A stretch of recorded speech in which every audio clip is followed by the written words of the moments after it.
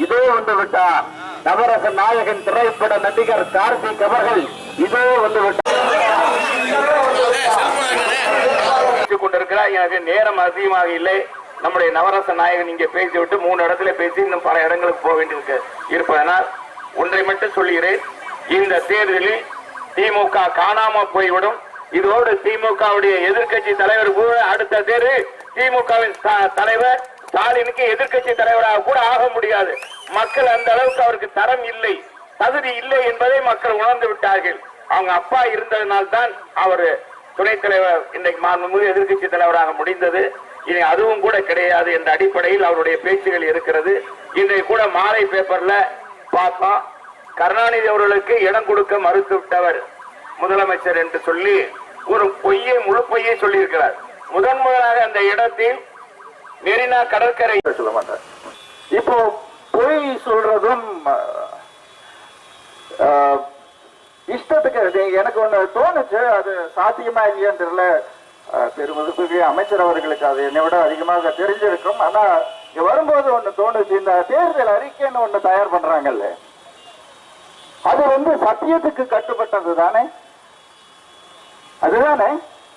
அதை நம்பித்தானே நம்ம மக்கள் அதை நம்பி அப்புறம் அதை பற்றி பேசி உரைத்து அதை விளக்கி கூறி பிரச்சாரத்தில் அதை நம்பி வாக்களிக்கிறாங்க. அதுக்கு மேல மரியாதையும் உண்டு, அதனையும் வைத்து வாக்களிக்கிறார்கள்.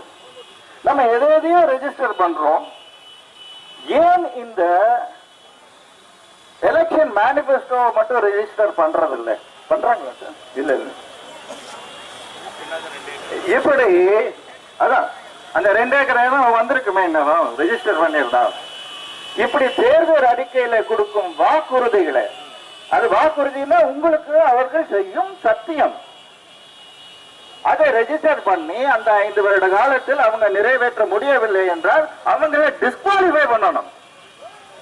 அதுதான் நடக்கணும். அப்பதான் நம்ம நாடு முன்னேறும். அந்த கடமை உணர்வு மக்களுக்கு வரும். பொய் சத்தியமாக அது இருக்காது. அந்த பொறுப்போடு அவர்களும் செயல்படுவார்கள், முயற்சிப்பார்கள். உண்மை இருக்கும். அந்த தேர்தல் அறிக்கையில் உண்மை இருக்கும்.